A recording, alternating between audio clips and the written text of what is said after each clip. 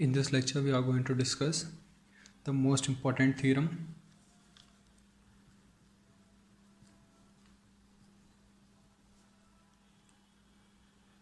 Suppose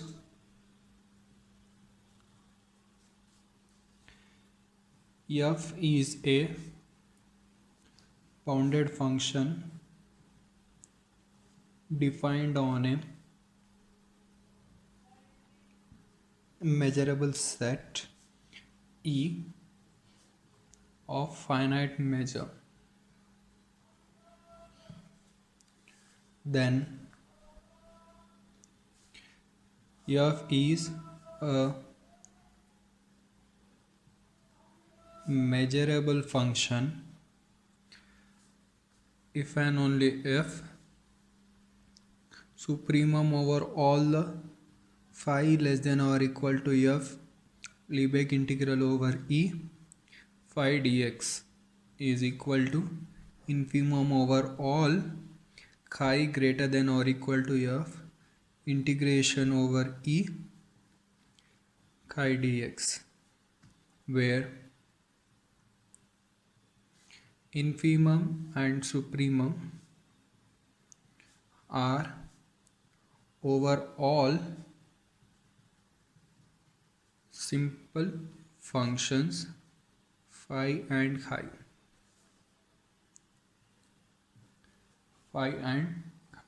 What is the given statement? Suppose f is a bounded function defined on a measurable set E which is of finite measure. Then this function is a measurable function if and only if this one. So first I will assume that what is the given, I will consider f is a bounded function. First I will assume this one and I will prove that f is a measurable function. So what is the given? Let f is a bounded function. Suppose that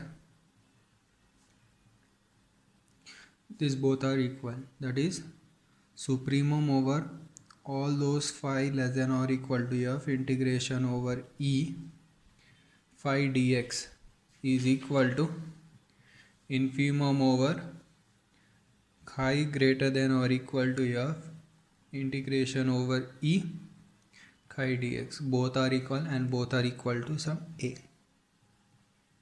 Equation number 1. Now, since supremum phi less than or equal to f integration over E phi dx is equal to a, from the definition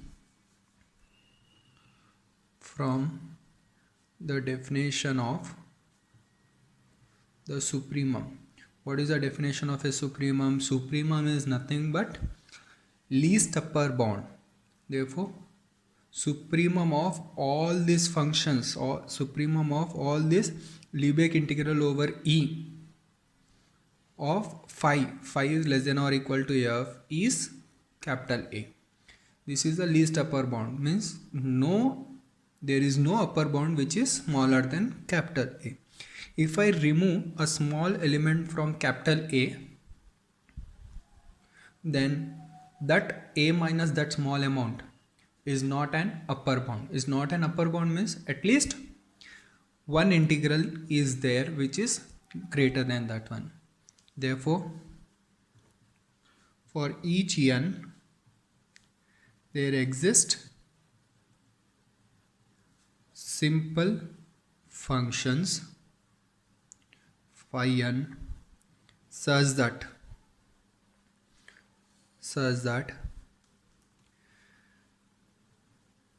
phi n is less than or equal to f and Lebesgue integral of phi n dx is greater than a minus 1 by 2n. Is it clear? From the definition of supremum, since supremum of all the Lebesgue integrals is capital A, then if I remove a small element from A by this one, then this one is not a upper bound because this is the least upper bound. When I can say that this is not a upper bound, at least one element is there whose integral is greater than this one, means at least one element in a sequence such that whose integral is greater than that one, then only it is not an upper bound. If all the elements are less than or equal to this one, then it will be an upper bound. Let us take this one as equation number 2. Now similarly for this one, since infimum over all the chi greater than or equal to f, Lebesgue integral over e chi dx is equal to a, by the definition of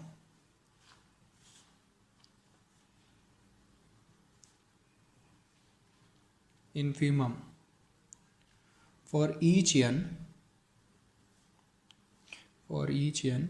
there exist simple functions chi n such that chi n is greater than or equal to f, and Lebesgue integral of chi n dx is less than a plus 1 by 2n. How I can say this one?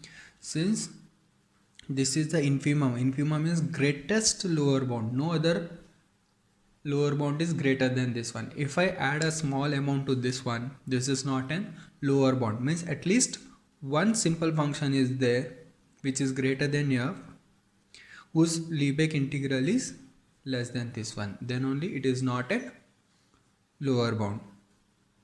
Now therefore what I got, therefore for each n there exist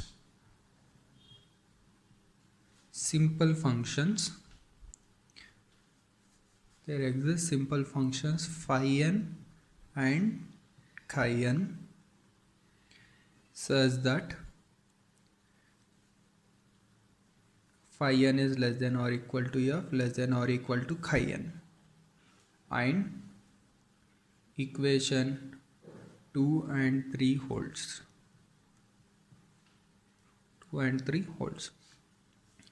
Now therefore subtracting 2 from 3, what is 3? 3 is this one, that is Lebesgue integral of chi n dx, minus what is 2?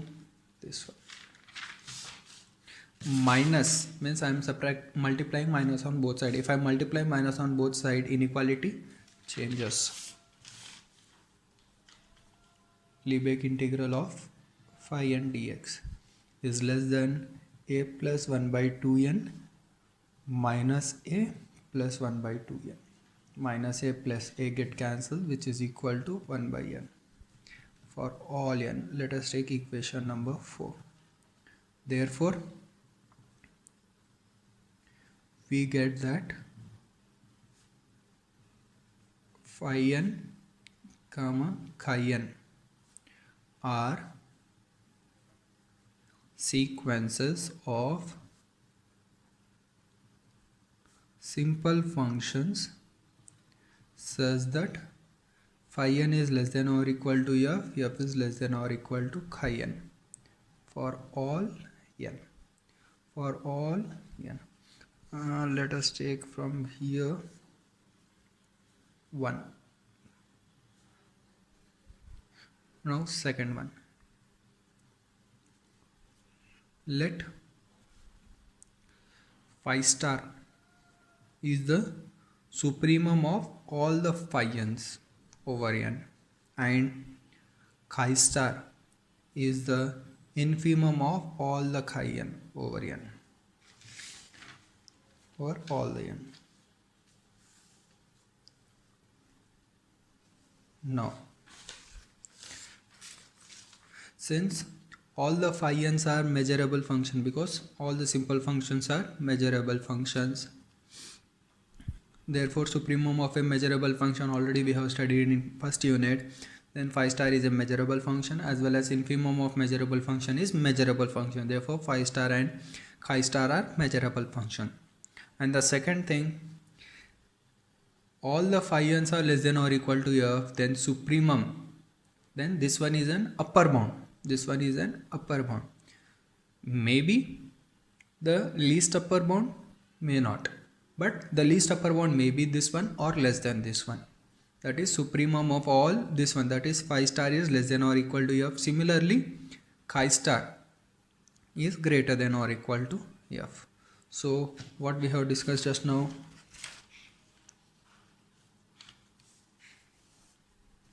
since supremum and infimum of a sequence of measurable functions are measurable.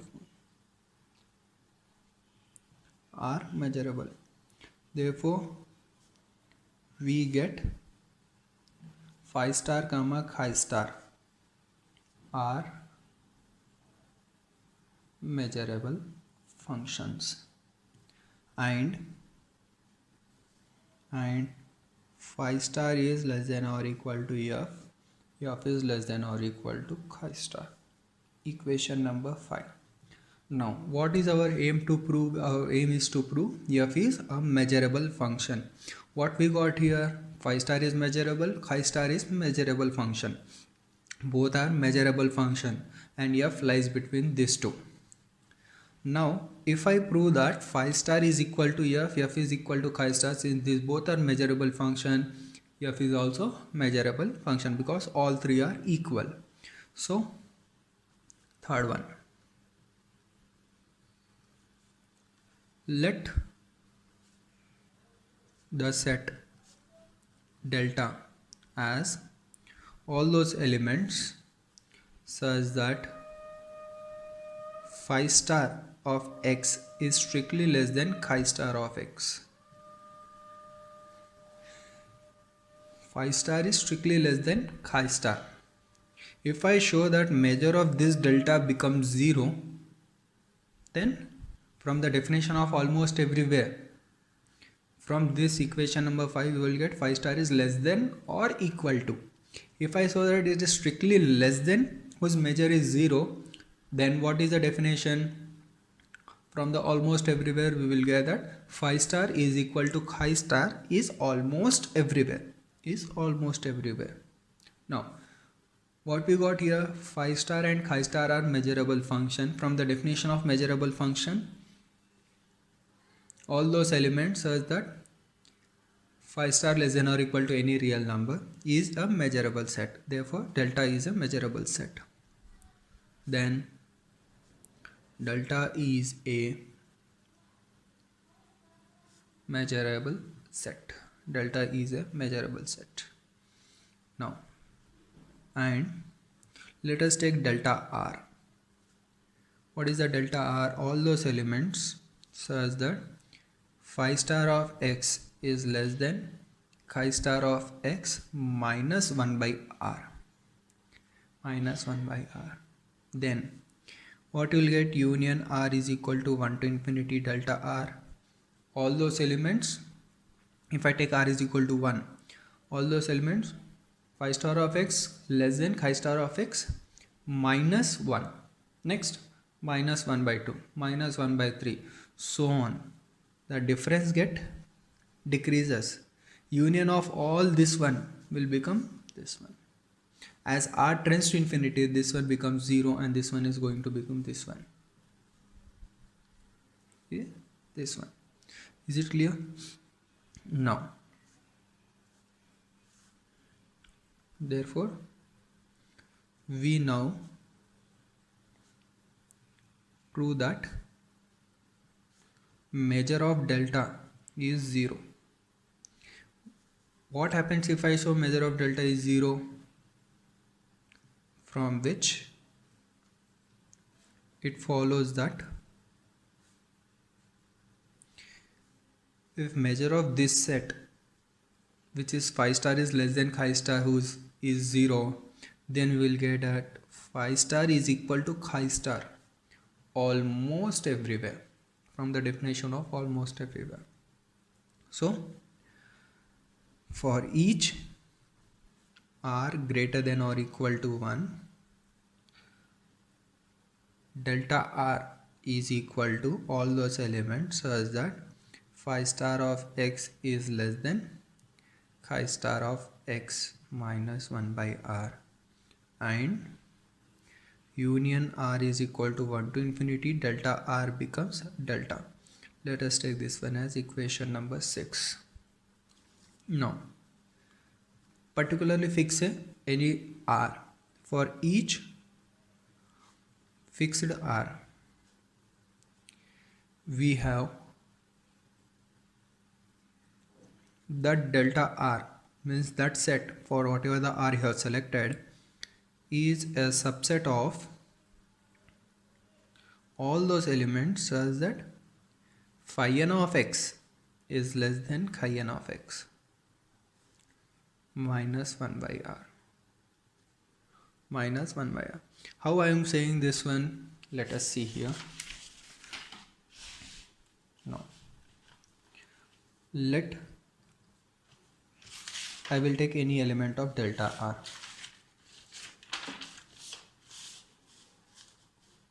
Let x belongs to delta r.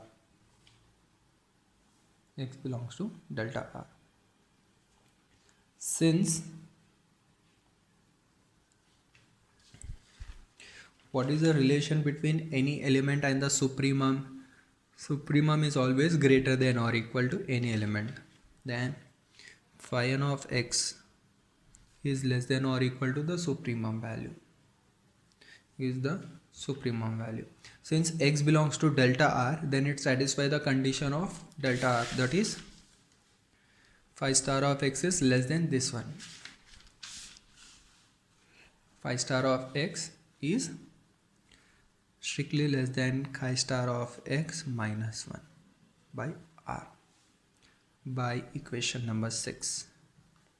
What is the relation between the infimum and this one? All the elements are greater than or equal to this one. Then this element is less than or equal to chi n of x minus 1 by r. Therefore what I got?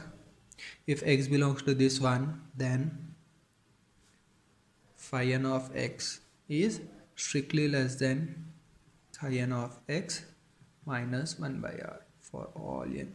Therefore if x belongs to this one, then that x satisfies this one. Therefore that x belongs to this set. Is it clear? Now therefore delta r is a subset of all those elements x such that phi n of x is less than chi n of x minus 1 by r, minus 1 by r. Now for all n, since what you got here, this one. Now phi n of x less than chi n of x minus 1 by r for all n. This implies taking this one and 1 by r here, what you will get? Chi n of x minus phi n of x is greater than 1 by r for all n. Now taking Lebesgue integral on delta r, Lebesgue integral over delta r, chi n of x minus phi n of x dx is greater than Lebesgue integral over delta r 1 by r dx for all n. For all n, since f is defined on a measurable set E and E delta r is contained in this one, then integration of a superset over superset chi n dx minus phi n of x is greater than Lebesgue integral over delta r chi n of x minus phi n of x dx. From this step what I got? Lebesgue integral over delta r, this one is greater than 1 by r dx for all n. How I wrote this one? Since delta r is a subset of E for all r, for all r, therefore what I got, this one is greater than this one. Therefore Lebesgue integral over E chi n of x minus phi n of x dx is greater than Lebesgue integral over delta r 1 by r dx for all n. For all n. Already we have proved in the last theorem. This one can be written as, first I am writing this one, Lebesgue integral over delta r 1 by r dx is less than Lebesgue integral over E chi n of x dx minus Lebesgue integral over E phi n of x dx. But already we got in equation number 4 this one minus this one, this one minus this one is less than 1 by n. By equation number 4 is less than 1 by n by 4. Therefore Lebesgue integral over delta r 1 by r dx is less than 1 by n. This implies, since we are integrating with respect to x, 1 by r is constant, I can take 1 by r outside, then integration of delta r 1 dx is less than 1 by n. This one can be written as 1 by r measure of delta r is less than 1 by n, since integration over delta r, what you can say, E dx is equal to measure of E. Cross multiply measure of delta r is less than r by n for all n. As n tends to infinity, this one tends to 0. Therefore measure of delta r is equal to 0 for all n. This one going to become 0 as n tends to infinity, and measure is never negative, it is always a non-negative. Now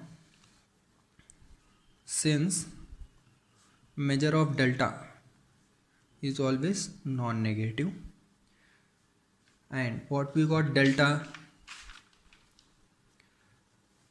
is a measurable set. From the definition of Lebesgue measure, if delta is a measurable set, then Lebesgue measure of this one can be written as outer measure of delta, which is equal to outer measure of union r is equal to 1 to infinity delta r by equation number 6.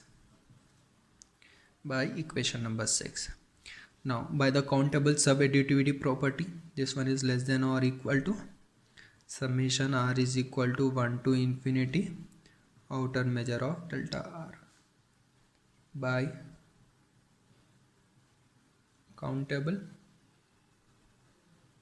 subadditivity of m star. Since every delta r is a measurable set, again from the definition of Lebesgue measure, this one can be written as summation r is equal to 1 to infinity measure of delta r. What is measure of delta r here? We got is equal to 0. Therefore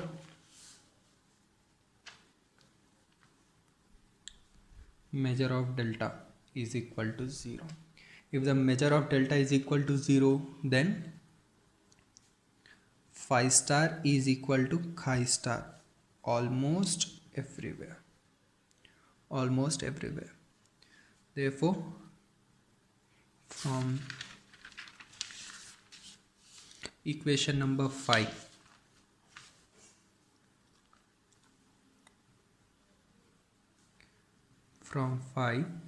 we get phi star is equal to f is equal to chi star.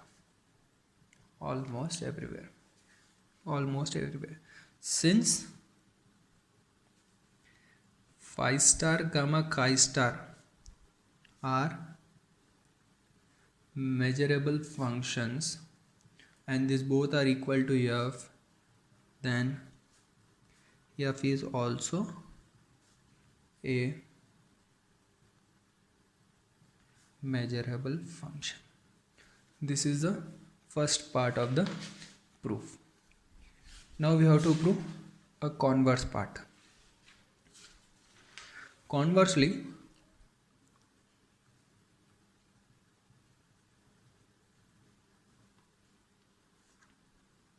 suppose that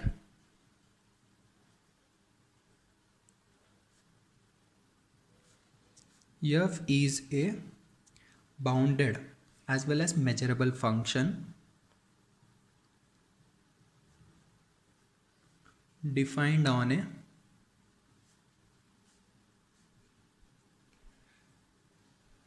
measurable set E of finite measure.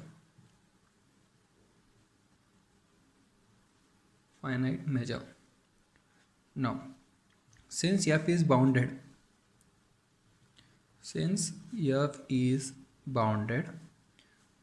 then there exists capital M greater than 0 such that modulus of f of x is less than or equal to m for all those elements belongs to a measurable set E. Now, for any integer n greater than 0, we define the set E case where n is less than or equal to k, less than or equal to n, whatever the n you are selecting. According to that, between minus n and n, I am going to decide k, and we are going to define a ek as ek is equal to all those elements of E such that k minus 1 capital M by n less than f of x less than or equal to k capital M by n.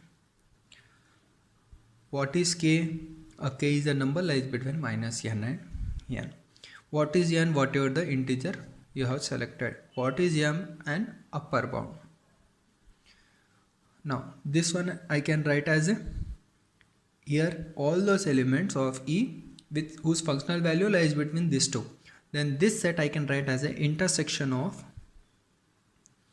all those elements such that whose f of x is greater than this one, k minus 1 into capital M by n, and all those elements E such that f of x is less than or equal to k capital M by n.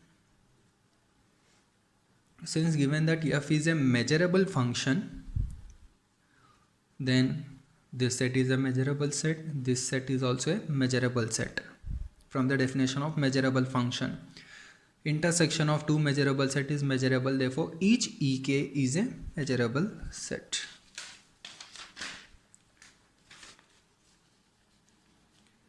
Since f is a measurable function, we get that each ek is a measurable set. Also, ek's are pairwise disjoint. Ek's are pairwisely disjoint, and union k is equal to minus n to n ek, all the n's, this one becomes the whole set E. This one becomes the whole set E. Now define the functions phi n and chi n as phi n of x is equal to summation k is equal to minus n to n. Since we all know that I am writing the phi n as less than or equal to f. Keep in mind the set, this one is less than or equal to f, then this one k minus 1 m by n into, where this x belongs, this belongs to this set, then characteristic function ek of x, and similarly chi n as summation n k is equal to minus n to n k m by n into characteristic function ek of x. Then clearly this one and this one are simple functions. Why? Since each ek is a measurable set and pairwisely disjoint, and this one is finite, therefore what you will get, this one is a linear combination of characteristic function of pairwisely disjoint measurable sets. Therefore this is a simple function. Then phi n and chi n are simple functions. Since, how I am saying simple functions, since they are finite linear combination of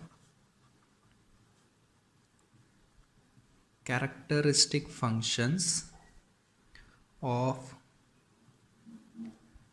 pairwise disjoint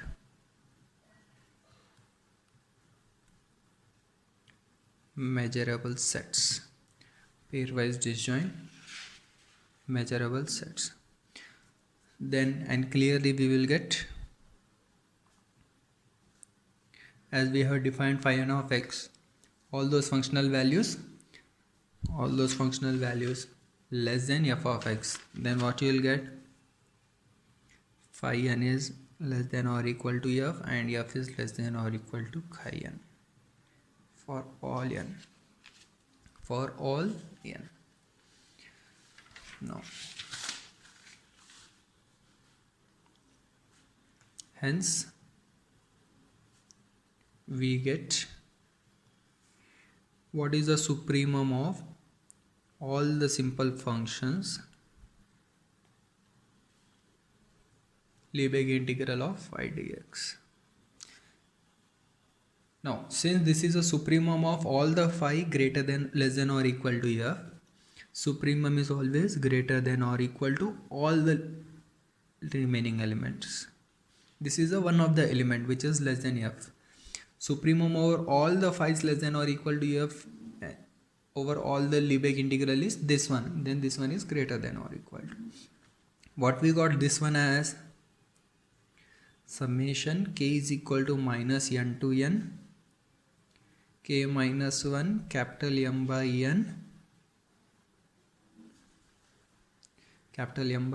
and from the definition of Lebesgue integral I am writing from this one, if this is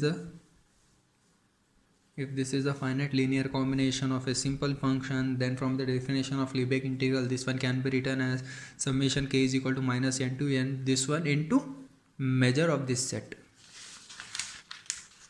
that is this one into measure of ek.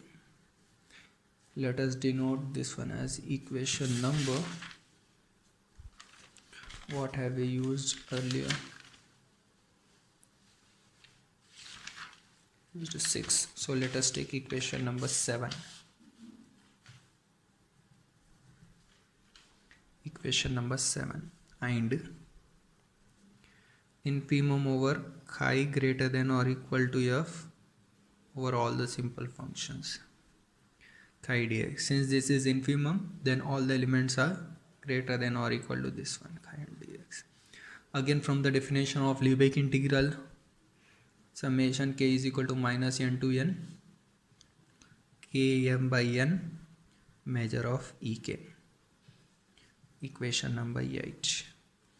Now therefore 8 minus 7 implies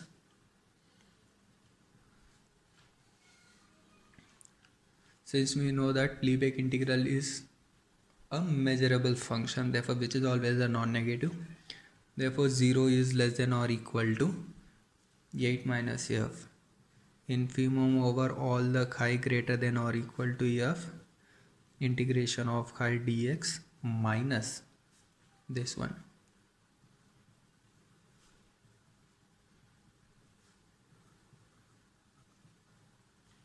phi dx. What is this one? This one is less than or equal to summation k is equal to minus n to n k m by n measure of ek minus of this one, multiply minus on both sides, greater than or equal to becomes less than or equal to, so less than or equal to minus summation k is equal to minus n to n k minus 1 m by n measure of ek by 8 and 7. Now this one can be written as summation k is equal to minus n to n m by n common k minus k plus 1 measure of ek, which since we are taking summation with respect to k, this one is constant, m by n summation k is equal to minus n to n measure of ek. This one I can write as m by n measure of e. How I can say this one? Since measure of e, what is e? Union k is equal to minus n to n ek. Since all the ek's are pairwisely disjoint, then by the countable additivity summation k is equal to minus n to n measure of ek, measure of ek. As n tends to infinity, this one tends to 0 as n tends to infinity. Therefore 0 less than or equal to this one is less than or equal to 0. So what you will get? Therefore supremum over phi less than or equal to f phi dx is equal to infimum over chi greater than or equal to f Lebesgue integral of chi dx. Thank you.